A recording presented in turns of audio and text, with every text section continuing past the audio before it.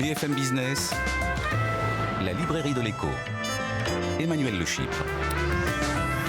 On se retrouve pour la deuxième partie de cette librairie de l'écho. Nous la terminerons avec nos chroniqueurs Benaouda Abdelhaim, notre globetrotter, Alexandra Paget, notre bibliothécaire.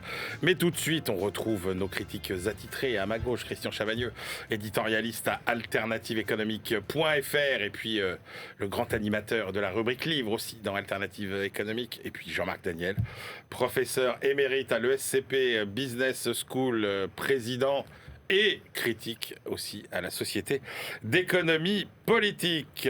On démarre avec votre choix. Tiens, Christian Chavagneux, le livre de Marion von Rettergem, Le piège Nord Stream, aux éditions Les Arènes.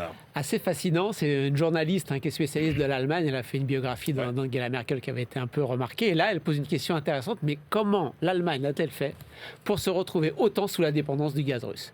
Donc il y a deux parties, en fait, une partie sur qu'est-ce qui s'est passé du côté de la Russie et une autre sur qu'est-ce qui s'est passé du côté de l'Allemagne. Qu'est-ce qui s'est passé du côté de la Russie? Là elle nous dit quand même que ça fait 20 ans que Poutine place ses hommes partout autour de Gazprom et de la gouvernance du gaz russe, et qu'il y a une vraie volonté depuis très longtemps de guerre économique de mettre l'Allemagne sous dépendance du gaz russe. Nord Stream 1 est construit, Nord Stream 2, quelques mois après que Nord Stream 2 soit terminé, Poutine envahit l'Ukraine. Il était persuadé que cette fois, avec les deux pipelines qui allaient vers l'Allemagne, il avait complètement coincé l'Allemagne et donc l'économie européenne, et que les Européens ne pourraient pas réagir. Voilà. Erreur géopolitique qui est faite aussi quand on passe du côté allemand. Donc là, il y a plusieurs facteurs. Il y a le facteur personnel. Gerhard Schröder, l'ancien chancelier social-démocrate, qui est très proche de la Russie, très proche de Poutine, et à peine il perd le pouvoir, il va prendre énormément d'argent du côté de Gazprom. Cupidité personnelle qui fait qu'il est là pour amasser de l'argent. Petite parenthèse, François Fillon chez nous, on ferme la parenthèse, c'est pas le sujet c'est plutôt l'Allemagne. C'est mentionné, mais le sujet, c'est plutôt l'Allemagne. Grosse erreur géopolitique des Allemands qui pensent que, vous savez, Montesquieu, la théorie du doux commerce, quand on échange avec des gens qui peuvent être un peu violents, ça va les calmer, parce que comme on est tous interdépendants, grosse erreur. Erreur géopolitique, deuxième erreur géopolitique, de croire que l'Allemagne est une puissance de statu quo. Jamais ils iront essayer d'entrer dans des territoires pour s'approprier des territoires. Juste une puissance de statu quo. Encore perdu. Et enfin, dernière explication côté allemand, une sorte de mercantilisme froid, c'est-à-dire que nous, on est une économie qui doit exporter beaucoup, qui doit importer peu, et comme on veut importer peu, le gaz russe est le moins cher, donc on prend le gaz le moins cher, point barre, et tant pis si on devient ultra dépendant du gaz russe. Toutes ces explications se rajoutent à toutes ces explications un petit fil rouge assez passionnant. Vous savez, peut-être vous rappelez qu'en septembre 2022, il y a des tuyaux de Nord Stream qui ont explosé. La question, c'est qui a fait exploser ces tuyaux? Et donc là, l'autrice nous dit, passe en revue à peu près toutes les explications qui ont été données. Alors, c'est les Américains, c'est les Allemands, c'est les Ukrainiens, c'est les Russes. Passe toutes les explications en nous disant, bon, ça c'est complètement farfelu, ça c'est crédible, mais j'y crois pas. Et à la fin, elle nous dit, moi je pense que j'ai l'explication, savoir qui a fait sauter les pipelines, une explication juridico-économique. Je ne sais pas si c'est la bonne, mais elle tient la route, et je laisserai ceux qui nous écoutent aller le découvrir. Jean-Marc Daniel. Écoutez, c'est un livre, je n'ai pas lu exactement la même chose que Christian, et pourtant c'est un livre que j'ai trouvé très bon. D'abord, il y a deux livres, il vient de le dire. Il y a l'enquête sur le sabotage, l'explosion du pipeline, qui est d'ailleurs en italique. Au début de chaque chapitre, il y a la partie, et puis il y a l'autre livre à côté, qui est l'histoire de Poutine. Et c'est pas tellement, d'ailleurs, alors effectivement, elle parle de l'Allemagne, elle parle de la corruption, elle parle de la faiblesse de Schröder, mais il n'y a pas que lui. Alors, il a parlé de Fillon, mais elle explique aussi que Mélenchon et Marine Le Pen sont directement impliqués dans des liens assez vénéneux avec Poutine. Derrière ça, elle explique assez bien que il y a deux enjeux chez Poutine. Il y a une espèce de clan issu de Saint-Pétersbourg, Leningrad. Donc c'est un clan quasiment mafieux dans lequel il y avait Prigojine. Tous ces gens-là, en fait, s'identifient à cette ville, et ils ont une espèce de fascination pour l'histoire de cette ville. Et derrière cette ville, c'est la grandeur impériale de la Russie.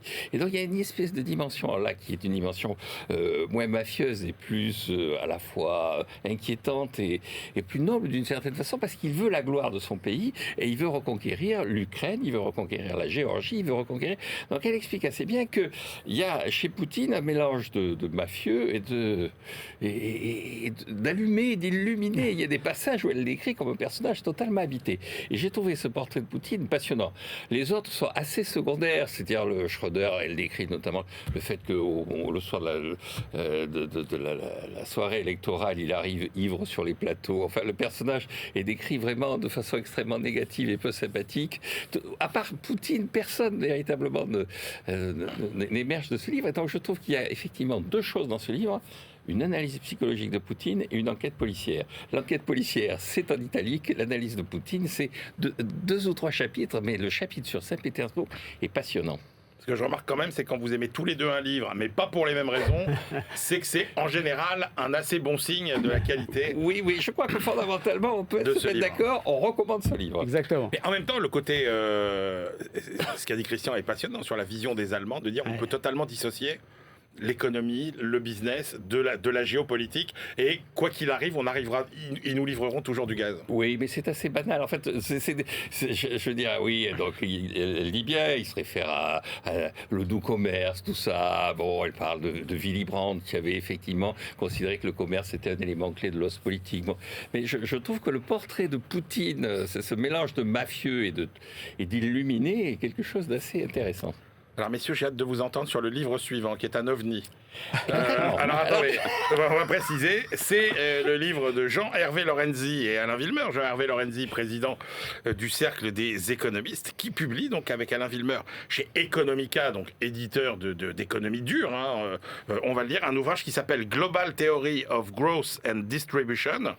Et donc, c'est un ouvrage dans lequel il dit, voilà, la formule magique en fait de la répartition entre les salaires et les profits, c'est ça. Voilà. Exactement, oui. Alors c'est le retour de notre ami Jean-Hervé Lorenzi vers la théorie économique dure. Théorie économique dure, ça suppose 2 choses. On s'exprime en anglais. Oui. On ne peut pas faire de l'économie. Et en équation. Et en équation. Des équations qui sont, alors je rassure l'auditeur téléspectateur, c'est assez impressionnant, mais ça reste des équations assez élémentaires. En fait, c'est un peu des équations comptables. Il n'y a pas besoin, j'allais dire, de sortir de Polytechnique pour comprendre. Mais je suis sorti il y a longtemps, donc j'ai quand même compris. Et donc, alors l'idée quand même de base dans tout ça, c'est de partir de Ricardo. Il part du prologue du livre de Ricardo. Ricardo, il dit que le véritable enjeu de la réflexion économique, c'est le partage entre les salaires, les profits et les rentes. Et donc, là, le livre va se concentrer, non pas sur les rentes, d'ailleurs, il évacue, il dit, voilà, la grande erreur des néoclassiques, c'est d'avoir considéré qu'il fallait interpréter les salaires de façon microéconomique en disant que le salaire est égal à la productivité marginale du travail. Il faut de nouveau analyser la situation en termes de partage entre les salaires et les profits. Alors après, donc, il développe son raisonnement avec quelques équations, et donc il y a un alpha qui est le terme magique qui correspond au partage entre les salaires et les profits, et à la suite de quelques calculs, ils arrivent, les 2 auteurs, à la conclusion que alpha, qui est la part des profits, doit être égal à 1/3. Et puis ensuite, ils confrontent leurs résultats à la réalité historique. Donc ils disent, voilà, aux États-Unis, tant que c'était 1/3, ça a bien marché. Depuis l'année 2000, c'est plus 1/3, ça va pas. Au Japon, il y a un excès de profit. On est monté à 37%, 40%, donc ça va pas. Et donc à la fin, ils disent, voilà, c'est la formule magique. 1/3 pour les profits, 2/3 pour les salaires. Pour les salaires. Alors, bon, on pourrait faire des critiques comme ça qu'est devenue la rente. Quand même, chez Ricardo, il y a le fait que les salaires sont forcément tous à peu près les mêmes parce qu'il n'y a pas de qualité de travail. C'est du travail très très élémentaire. Là, ils ne se posent pas ce genre de questions. C'était justement l'apport des néoclassiques. Au départ, quand ils disent, voilà, ils font des hypothèses sur des anticipations. Alors, ils introduisent ce qu'on appelle les néo-ricardiens, les gens comme Barreau et comme Lucas. Ils introduisent des anticipations sur la demande, sur l'investissement, des visions assez simples de ce que peuvent être les anticipations. Et donc, c'est à la fois séduisant, stimulant sur le plan intellectuel, pas totalement convaincant, même si à la fin, finalement, le 2/3, 1/3, ce qui montre assez bien, c'est que historiquement, c'est pas totalement absurde. Et puis alors, surtout, c'est une façon de dire, il faut pas qu'il y ait trop de profit. Donc ça Jean-Hervé Lorenzi dit sa légitimité de gauche. Il est resté de gauche. Allez, j'ai hâte d'entendre Christian Chavagneux. Non, mais c'est vraiment un livre assez bizarre, c'est vrai, tout petit. Bon, c'est quand même pas un livre grand public. Hein. En anglais, même si les équations sont simples, c'est quand même plein d'équations. Et puis c'est quand même un niveau niveau de discours très très théorique. Donc c'est pas pour ça que je voulais que vous le lisiez un peu pour nous. En fait. C'est pas pour le grand public. Ouais. Alors, c'est pas, sur le plan de la méthode, c'est pas tout à fait ce qu'a décrit Jean-Marc, en fait, parce qu'on commence par un chapitre empirique. Bon, évidemment, Ricardo s'intéresse à la répartition. Nous, on est des néo-ricardiens, donc on s'intéresse à la répartition. OK. Mais on commence par un chapitre empirique sur plusieurs décennies. On regarde le poids des profits dans l'économie. On s'aperçoit qu'en moyenne, et bon, en moyenne, en même temps, il y a un beau graphe qui montre que la distribution autour de la moyenne est quand même assez large. Donc le raisonnement en moyenne, bon, moyen. Effectivement, en moyenne, c'est autour d'un tiers. Et que le petit modèle qui va être derrière, ça vient en quelque sorte, c'est un travail d'économiste typique, vérifier que ce qu'on constate dans la réalité, c'est possible en théorie. Eh bien oui, c'est possible en théorie, regardez, on arrive à vous le démontrer. Et là, on s'aperçoit, le petit modèle nous dit quoi, que quand c'est autour d'un tiers, ça va à peu près. Et quand ça passe au-dessus d'un tiers, c'est pas bon pour la croissance, c'est pas bon pour l'emploi. Quand c'est en dessous, c'est plutôt bon. Donc, et puis après, donc on revient de nouveau avec un chapitre empirique qui dit maintenant qu'on a notre petit modèle, on va l'appliquer. Et comme l'a bien expliqué Jean-Marc, et ben voilà, quand on est autour d'un tiers, ça marche bien. Ricardo, oui, ils auraient pu peut-être s'inspirer un petit peu plus d'Adam Smith, dans La richesse des nations, qui nous dit les chefs d'entreprise se plaignent beaucoup du haut coût des salaires, mais le haut coût des profits, c'est aussi important pour la compétitivité. Donc regardez donc les profits plutôt que les salaires. Il cite un petit peu Smith, mais je trouve qu'ils auraient pu le citer de manière plus large. Alors à la fin, il y a la proposition que Jean-Marc n'a pas mentionnée, consiste à dire quand les profits sont trop, il faut taxer les surprofits. Oui. Donc évidemment, c'est une proposition tout à fait intéressante. On arrive à définir les surprofits, on arrive à les taxer. Peut-être qu'un petit livre un peu plus général, sans équation, sans anglais, et puis avec un niveau moins théorique, pourrait peut-être séduire un plus grand lectorat. Parfait, Non, ça m'intéressait beaucoup d'avoir votre avis sur ce livre. Merci à tous les deux. Allez, on retrouve notre bibliothécaire Alexandra Paget qui nous parle aujourd'hui de travail, d'éducation. BFM Business, la librairie de l'écho. Les livres d'hier et de demain. Bonjour Alexandra. Bonjour Emmanuel. Alexandra Paget, notre bibliothécaire du jour, rédactrice à BFM Business. On s'intéresse cette semaine, Alexandra, au livre de Pierre Cahuc, Stéphane Carcillo, Olivier Galland, André Zilberberg, La machine à trier, un livre qui a fait date en France. Effectivement, les auteurs de ce livre sont tous économistes, tous professeurs dans de vénérables institutions, l'IX, l'IEP de Paris, la Sorbonne, le CNRS. Tous font partie de cette élite française et européenne que les plus faibles, les moins bien dotés d'entre nous, socialement parlant, j'entends, n'ont quasiment aucune chance d'intégrer. C'est leur constat, Emmanuel, celui d'une jeunesse coupée en deux par le système éducatif et le monde du travail, deux lames impitoyables dans une nation censée promettre à tous les mêmes chances. Alors d'accord, ça c'est pour le constat, mais est-ce que ce livre apporte des réponses, des solutions ? Alors, c'est documenté, précis et surtout chiffré. Avec mesure, sans volonté polémique, mais également sans ménagement, ce petit livre nous rappelle ainsi certaines réalités douloureuses. L'abandon d'une partie de notre jeunesse inexorablement dirigée vers une trappe de pauvreté, je cite. Les transferts sociaux, bien qu'importants, bénéficient surtout aux familles ou encore aux seniors. Les 18-25 ans sont les oubliés du système, le trou dans la raquette. La plupart des dispositifs d'assistance ne concernant que ceux qui ont déjà un emploi. Premier constat. Le poids de la famille dans la réussite sociale et même professionnelle. Je ne vous l'apprends pas, mais c'est quand même intéressant de lire dans ce livre. L'école en France s'attache surtout à promouvoir l'élite et se désintéresse du plus grand nombre, ce qui est l'inverse de sa fonction. Le creusement des inégalités s'accroît, l'enquête PISA le confirme cruellement chaque année. Inégalité nourrie par la faillite de l'orientation essentiellement négative, je cite toujours le livre, c'est pas moi qui le dis, la frilosité des méthodes éducatives, peu de travail en groupe, peu de place à l'autonomie, à la responsabilité et la fameuse obsession du classement, la prépondérance du diplôme en France. Alors, ce qui a peut-être le plus changé par rapport à la publication initiale du livre, c'est quand même que sur le marché du travail, les choses ont changé. Alors, je ne sais pas, j'espère, mais il n'en reste pas moins que ce marché du travail, il favorise quand même la précarité des jeunes, parce qu'elle est en effet fondée, cette structuration du marché du travail, sur le clivage entre CDI et CDD. En général, quand vous entrez dans une entreprise, vous ne commencez pas en CDI en sortant de l'école. Hein. Vous enchaînez les CDD en début de carrière. C'est une précarité que les dispositifs d'aide, en plus, les emplois jeunes, les contrats de formation, ne réussissent pas à corriger. Enfin, autant de constats dont les auteurs s'alarment dans ce bouquin, il y a des moyens de faire de cette société une société également de la seconde chance, selon eux, sans laxisme, sauf à laisser le pacte républicain se déliter, ce qui risque d'aboutir à une déflagration. Fin de citation. Et c'est ce à quoi nous assistons aujourd'hui. Merci Alexandra Paget, notre bibliothécaire. On retrouve notre globetrotter Benaouda Abdelhaim. BFM Business, la librairie de l'écho. Les livres d'ailleurs. Benaouda Abdelhaim, bonjour Benaouda. Bonjour Emmanuel. Alors Benaouda, on commence notre tour du monde hebdomadaire par la Chine avec la dernière carte démographique du pays. Oui, il y a beaucoup de considérations ces derniers temps générales sur le déclin démographique de la Chine, plus ou moins documentées. Et là, dans ce texte relayé par la lettre spécialisée chinoise Ginger River, les auteurs établissent une cartographie régionale, province par province, à partir des données publiées par le Bureau national des statistiques du début d'année. Principaux points relevés dans l'analyse de Cao Yue et ses collègues sur les 31 régions administratives du pays, hors Hong Kong et Macao. 13 voient à présent leur population diminuer, dont les 3 premières. Et des passages de relais sont en train de s'effectuer dans les dynamiques démographiques. À l'est, la province côtière du Zhejiang connaît la plus importante augmentation du nombre de résidents, alors que celle du Guangdong, pôle industriel historique du sud, qui a longtemps enregistré la plus forte croissance. Cette province est en train de subir à présent une contraction démographique. Ah ouais. Alors l'impact de la crise pandémique a été supérieur dans Guangdong, alors qu'il y a eu un renforcement de l'attractivité, nous disent-ils, de l'économie plus au nord, dans le Zhejiang, autour du delta du fleuve Yangtze.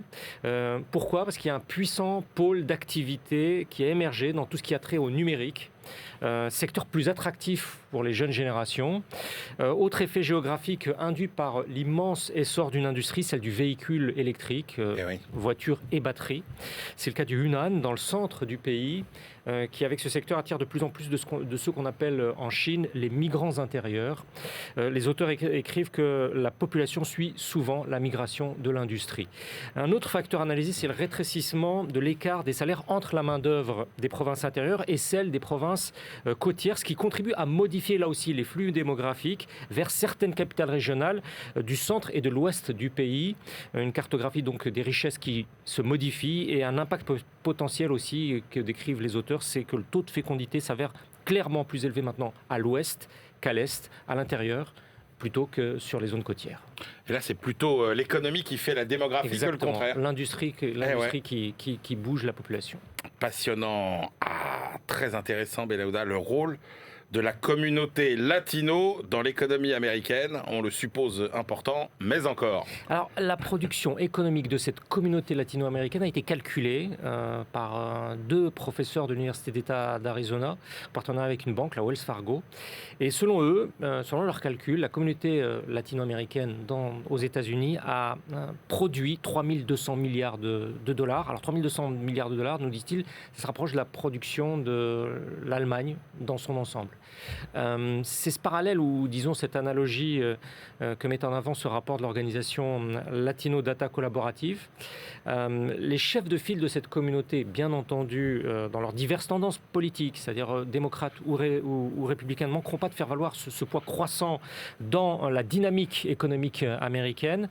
C'est le 6e travail de recherche annuel effectué sur le sujet et cette communauté a maintenant des arguments politiques massifs dans leur sens. Entre 2011 et 2021, 10 ans, cette économie par les hispaniques, comme on dit là-bas, telle qu'elle est définie et calculée en fonction des critères existants de recensement, aurait connu la progression moyenne parmi les plus élevées au monde. C'est-à-dire que cette communauté peut être comparée dans sa dynamique économique à la communauté indienne en Inde ou la communauté chinoise en Chine.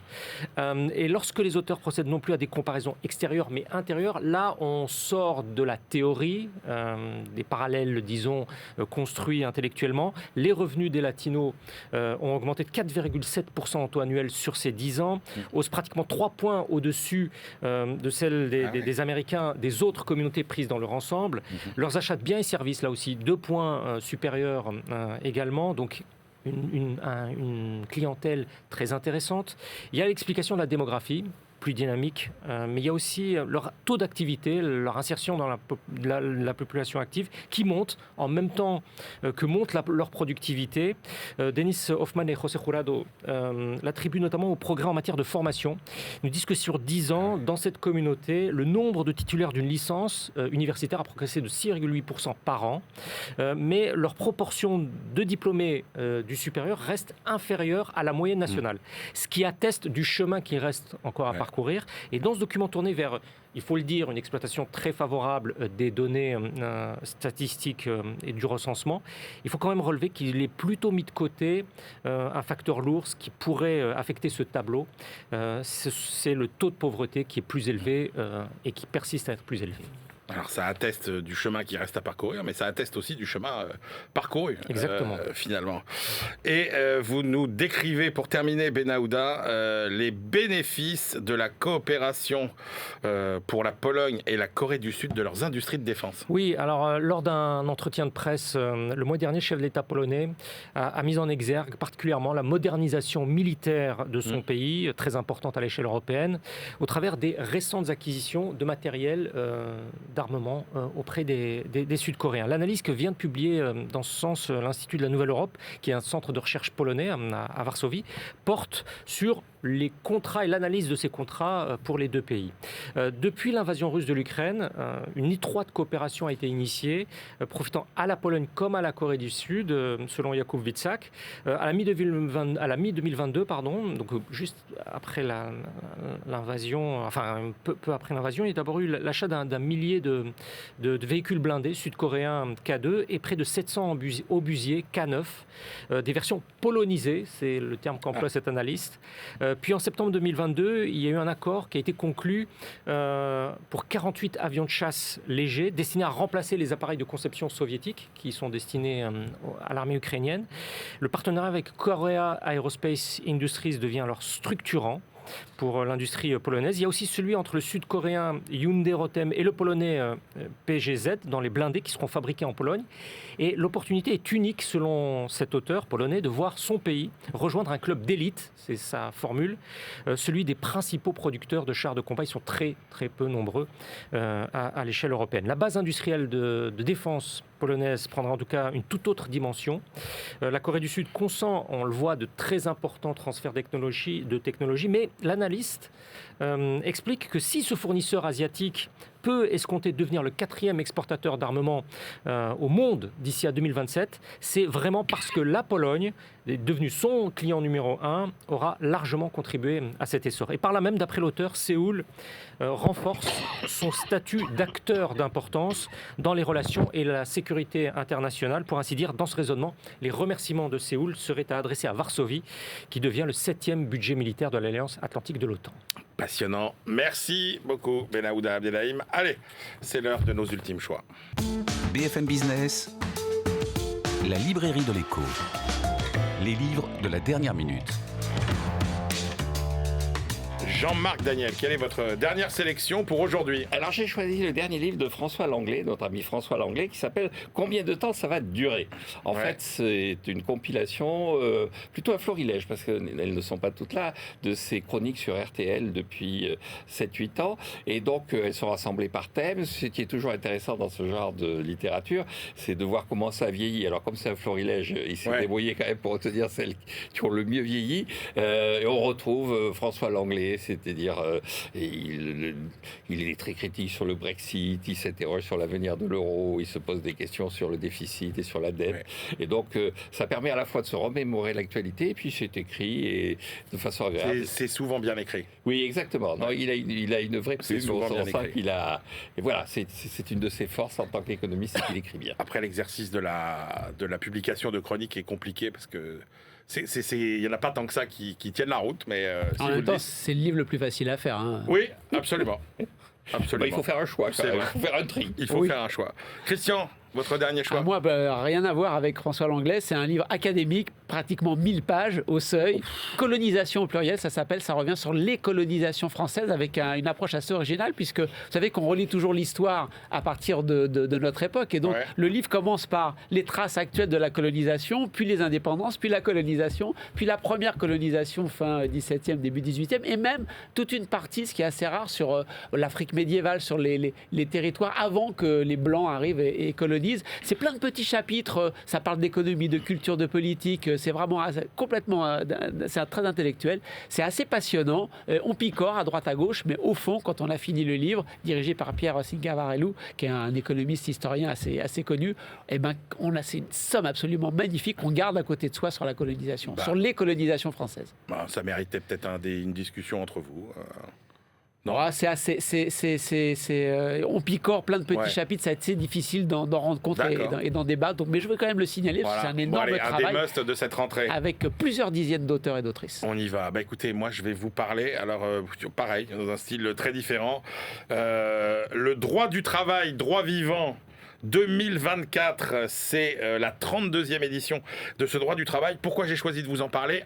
Parce que d'abord, Jean-Emmanuel Ray, l'auteur, qui est un des plus grands spécialistes du droit du travail, méritait un hommage appuyé. Et puis 2, pour montrer que finalement, oui, ça a un intérêt tous les ans d'actualiser ce droit du travail, parce qu'il se passe énormément de choses, à la fois en termes de nouvelles lois, et Dieu sait si les dernières années ont été riches, à la fois en termes de jurisprudence aussi. Donc oui, comme le dit la couverture du livre, le droit du travail est un droit vivant. Jean-Emmanuel Ray, donc droit du travail, droit vivant, c'est aux éditions Liaison Sociale. Voilà, c'est la fin de cette librairie de l'écho. On se retrouve la semaine prochaine et d'ici là, bonne lecture.